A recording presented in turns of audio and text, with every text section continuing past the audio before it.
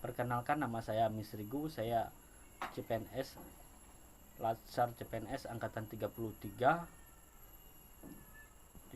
dan saya akan memaparkan hasil kerja saya yaitu tentang akuntabilitas.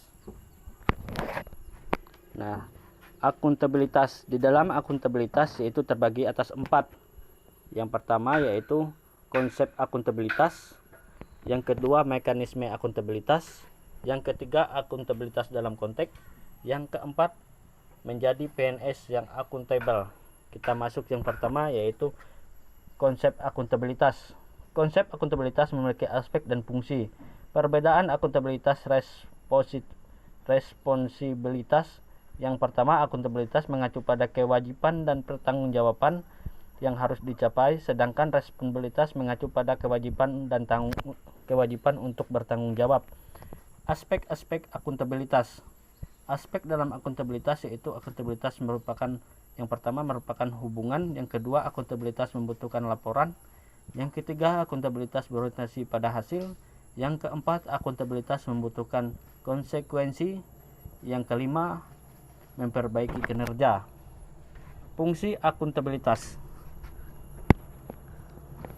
Fungsi akuntabilitas yang pertama, peran demokratis, di mana akuntabilitas memiliki fungsi untuk menyediakan demokratis.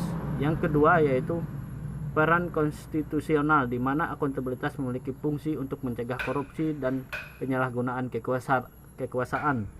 Yang ketiga yaitu peran belajar, di mana akuntabilitas memiliki fungsi untuk meningkatkan efisiensi dan efektivitas. Akuntabilitas dalam publik. Akuntabilitas publik memiliki tanggung jawab berpola vertikal dan horizontal. Yang pertama yaitu pertanggungjawabkan kepada otoritas yang lebih tinggi secara vertikal. Yang kedua yaitu pertanggungjawaban kepada masyarakat luas berpola horizontal. Tingkat akuntabilitas. Tingkat akuntabilitas memiliki tingkatan, yaitu yang pertama akuntabilitas stakeholder, di mana tanggung jawab organisasi pemerintah untuk mewujudkan pelayanan dan kinerja yang adil dan responsif dan bermartabat. Yang kedua akuntabilitas organisasi, di mana hasil pelaporan kinerja yang telah tercapai. Yang ketiga akuntabilitas kelompok, di mana hubungan antara individu dan lingkungan kerja dilakukan atas kerjasama kelompok. Yang keempat akuntabilitas individu, di mana hubungan antara PNS dengan instansi sebagaimana pemberi kewenangan. Yang kelima akuntabilitas personal, di mana nilai-nilai dimiliki seseorang adalah kejujuran, integritas, moral, dan etika. Kita masuk lagi ke nomor 2, yaitu mekanisme akuntabilitas. Dimensi akuntabilitas. Yang pertama akuntabilitas kejujuran dan hukum. Yang kedua akuntabilitas program. Yang ketiga akuntabilitas proses.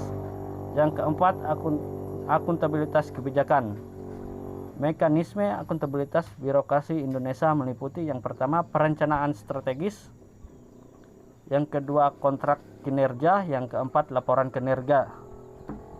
Kita masuk lagi menciptakan lingkungan kerja yang akuntabel yang meliputi pertama kepemimpinan, kedua integritas, keadilan, transparansi, tanggung jawab, kepercayaan, keseimbangan, kejelasan, dan konsisten. Langkah dalam plan of akuntabilitas. Yang pertama, tentukan tujuan dan tanggung jawab. Yang kedua, perencanaan apa yang dilakukan. Yang ketiga, lakukan implementasi monitoring kemajuan. Yang keempat, berikan laporan secara lengkap. Yang kelima, berikan evaluasi. Kita masuk lagi ke akuntabilitas dalam konteks. Yang ketiga, akuntabilitas organisasi yaitu memiliki pola. Yang pertama, transparansi dan akses informasi. Kedua, praktek kecurangan dan perilaku korup. Yang ketiga, penggunaan sumber daya milik negara. Yang keempat, penyimpanan dan penggunaan data dan informasi pemerintah. Kita masuk lagi ke transparansi dan akses informasi. Perwujudan transparansi tata kelola keterbukaan informasi publik dengan terbitnya payung regulasi yaitu Undang-Undang Nomor 14 Tahun 2008 Keterbukaan Informasi Publik. Prinsip keterbukaan informasi yaitu maximum access limited exhibition. Yang kedua, permintaan tidak disertai alasan. Yang ketiga, mekanisme yang sederhana dan murah dan cepat. Yang keempat, informasi harus utuh dan benar. Yang kelima, informasi proaktif.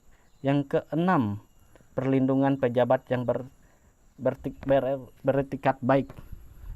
Prinsip yaitu relevant information, reliability information, understandable information, compatible information. Fault of perilaku korup. Setiap PNS harus memastikan bahwa penggunaan data harus sesuai dengan prosedur yang berlaku. Kedua, penggunaan harus dilakukan dengan bertanggung jawab dan efisien. Yang ketiga, pemeliharaan fasilitas dengan benar dan bertanggung jawab, yaitu masuk tipe konflik kepentingan, yaitu keuangan dan non-keuangan. Cara mengidentifikasi yaitu tugas publik dan kepentingan pribadi. Yang kedua, profesionalitas. Yang ketiga, personalitas. Yang keempat, phrases of mean. Yang keenam, janji. Yaitu kita masuk lagi ke yang nomor 4, yaitu menjadi PNS yang akuntabel. PNS yang akuntabel adalah PNS yang mampu mengambil pilihan yang tepat ketika terjadi konflik kepentingan, tidak terlibat dalam politik praktis, melayani warga secara adil, konsisten dalam menjalankan tugas dan fungsinya. Hal yang harus dimiliki PNS yang akuntabel adalah perilaku berkaitan dengan transparansi dan akses informasi yang transparan dan akuntabel. Yang kedua, menghindari perilaku curang dan koruptif.